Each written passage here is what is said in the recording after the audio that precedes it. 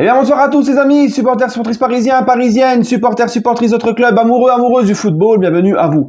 Les amis, écoutez, j'ai le plaisir de vous retrouver pour une petite vidéo parce qu'il y a à peu près 24 heures de ça, nous avons eu la grosse surprise, personne s'y attendait, de l'accord entre Verratti et Al Hilal pour un transfert, pour partir du Paris Saint-Germain. Le PSG apparemment ne serait pas contre sa vente, mais veut plus, c'est ce qui est normal. Donc, je voulais en parler, je voulais donner mon avis parce que c'est quand même Verratti, c'est important, tu vois, c'est un gars qui est dans le cœur de beaucoup de supporters du PSG, qui est là depuis le début du projet. Donc voilà, et je voulais en parler, hein, parce que c'est vrai que là, ça déchaîne les passions là. Ah là, j'en vois depuis hier, limite ils vont se tirer une balle parce que Verratti pourrait partir. Et là, il y en a depuis hier sur les réseaux. Là, ça fait depuis 24 heures qu'ils sont habillés tout en noir, ils sont en deuil, ça va durer 3 ans. Ah bah là, on est en train de les ramasser tous un par un à la petite cuillère là.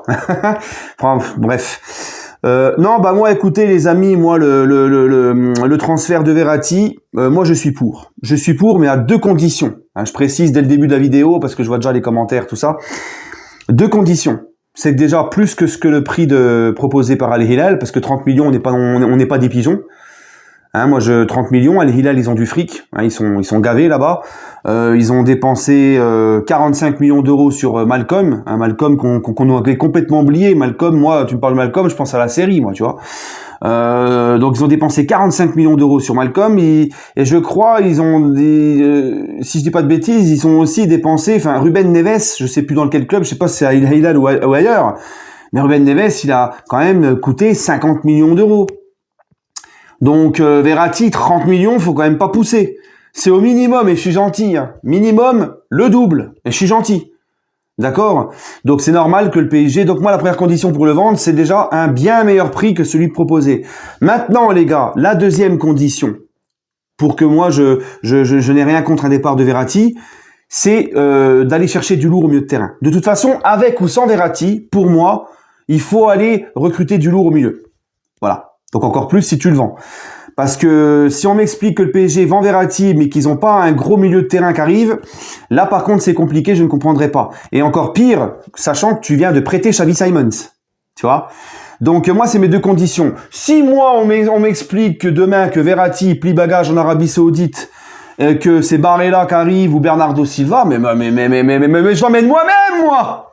Je l'emmène moi-même à l'aéroport pour partir à Al Hilal, tu vois ce que je veux dire, hein, c'est bon. Au bout d'un moment, les gars, faut savoir tourner la page, faut savoir... Moi, il y a des supporters parisiens, je ne comprends pas leur raisonnement. Oui, je comprends pas. Ils sont là à chialer dès qu'un joueur part, ils sont là, un joueur chouchou, comme c'est le cas de Verratti, et ils chialent pendant 2-3 ans, là. J'ai vu des trucs sur Twitter. Alors qu'on soit triste parce qu'il part, parce que c'est un joueur emblématique, c'est quand même un joueur qui a marqué l'RQSI, c'est une figure de l'RQSI, il a gagné énormément de trophées nationaux avec le PSG, ça je suis d'accord, moi aussi ça va me faire quelque chose quand il va partir, comme dit Maria, quand il est parti, t'as un passement en cœur, ça te touche. Mais au bout d'un moment, quand j'en entends qui disent « Ouais, sans lui on est mort, le PSG est mort », alors que c'est un club qui a 53 ans, qui a vécu bien avant lui. Quand j'en entends qui disent « Si vous vendez Verratti, moi je vais faire la guerre au club. Et si vous vendez Verratti, moi vous allez voir le club, je vais leur taper dessus, là ça va pas le faire. Oh !» Vous êtes complètement ravagés, vous là. Au bout d'un moment, c'est bon, nous on souffle. C'est quoi ces mecs-là qui sont des vrais serpillères devant les joueurs? C'est quoi ces mecs-là qui sont H24 dans le calbar des joueurs, là? Lâchez le biberon un peu. Au bout d'un moment, c'est infernal. Hein? Limite, ça y est, il va partir, on est fini, on est mort, c'est terminé, les dirigeants. Les gars, les gens sont H24. H24 en train de demander des changements de mentalité, d'exigence, de beaucoup de choses dans le club. Il faut savoir tourner la page du passé parce que dans le passé, il y a eu des traumatisés, il y a eu des machins. Et dès que ça veut vendre justement un mec qui incarne tout ça, les gars, ils sont là, ils sont en train de chialer, pleurer, limite, ils s'en prennent aux dirigeants, ils sont en train d'insulter tout l'arbre généalogique de Nasser, etc. Et au bout d'un moment, c'est bon. On est H24 en train de dire, faut s'inspirer des grands clubs européens comme le Real Madrid. Mais le Real Madrid, ils ont fait quoi?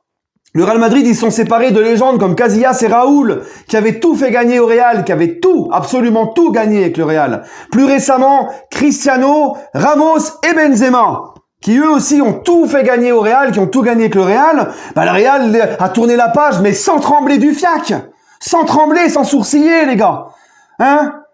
Et les supporters, ils sont pas en train de se lamenter sur leur sort pendant 5 ans. Donc Verratti, c'est pareil, les gars. Hein? Bon, c'est vrai, vous me direz, vous allez me dire, oui, mais le Real, ils ont su bien les remplacer. Bah, c'est ce que je te dis au début de vidéo, c'est ce que je te dis. Je te dis, la condition pour qu'ils partent, c'est qu'on le remplace bien. Mais sinon, si c'est le cas, je vois pas où est le problème. Arrêtez, les gars, les joueurs ne sont que de passage. Hein? C'est bon au bout d'un moment, c'est infernal comme... j'en ai même vu un, Guignol, sur les réseaux, pareil. Hein, il a entendu parler du départ de Verratti, il a dit, bah moi c'est bon, le PSG ça va devenir comme Milan il y a 4-5 ans, moi je ne vais plus supporter ce club si on a une équipe d'Europa League. Eh ben ne supportez plus le club, dégagez, par pitié partez même maintenant, dégagez, et c'est là qu'on va voir les vrais. C'est là qu'on va voir les vrais, justement. Et moi, je me tue à le dire et je confirme, si le PSG n'envoie pas du lourd sur ce mercato et qu'on a un effectif, comme on dit, Europa League, mais moi, je serai toujours derrière le club. Même si on va en Ligue 2 demain, je serai toujours derrière le club. Moi, j'ai connu les Bourillons, les Pierre-Alain Fro, les Pichot et j'en passe. J'ai connu le maintien en 2008. Et c'est bon au bout d'un moment. Hein? Moi, j'en peux plus de ces supporters nourris à la cuillère dorée. Hein? Et puis encore une fois, pour en venir à l'exemple que je vous donnais par rapport aux légendes du Real qui sont parties, que le Real a su tourner la page. Mais Verratti, les gars, il a pas fait ce qu'a fait ces mecs-là en plus au Real Madrid. Parce que Verratti, ok, il s'est gavé de titres nationaux avec le PSG, ok, il a fait des gros matchs, ok, c'est un super joueur et tout, techniquement, tout ça. Mais Verratti, c'est un mec qui incarne la loose au Paris Saint-Germain. C'est un mec qui pue la loose, Verratti, au PSG. Il incarne ce PSG de la loose. Remontada, il était là. Contre Manchester au Parc 3-1, il était là. L'année dernière contre le Bayern, il était là. Au Bernabéu en 2018, match retour, ensemble on va le faire, on n'a rien fait. Il était là. Le match face au Real Madrid en 2021, 2022, là, quand on se prend une remontada en 12 minutes avec le triplé de Benzema, il était là. Il a sombré avec toute l'équipe. En plus de ça, il a aucun leadership. C'est pas un mec qui va tirer l'équipe vers le haut. Quand elle sombre, il sombre avec. Il était là contre Manchester City en 2021 quand on prend l'eau complet en demi-finale. Il était là. Et puis, à contrario, quand tu fais finale de Ligue des Champions, alors certes avec un format différent et plus simplifié, mais on fait quand même finale de Ligue des Champions, bah il est pas là. Donc qu'on arrête de me faire croire qu'avec lui, tout est bien, quand il est là, tout se passe bien, et quand il est pas là, on est fini. C'est des conneries, ça.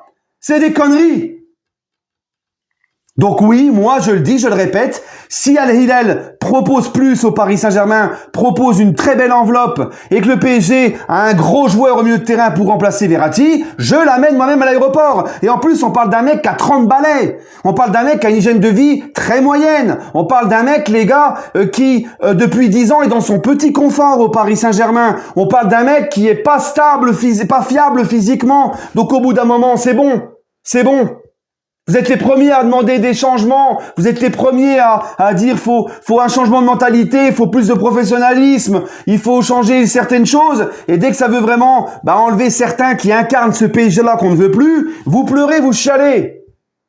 Alors oui, je sais, c'est notre meilleur milieu, mais c'est normal, il n'y a pas de gros milieu à côté. Mais moi, je te dresse une liste long comme le bras de milieux de terrain que tu peux aller chercher pour le remplacer et qui apporterait beaucoup plus que Verratti. On parle d'un mec, les gars, qui n'est même plus titulaire en sélection italienne.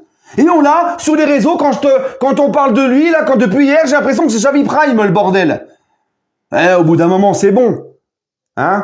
Donc non, moi, ces gars-là qui sont à fond, là, Verratti, s'il part, je m'en remettrai jamais, s'il part, on va mourir, on sera mort, le club.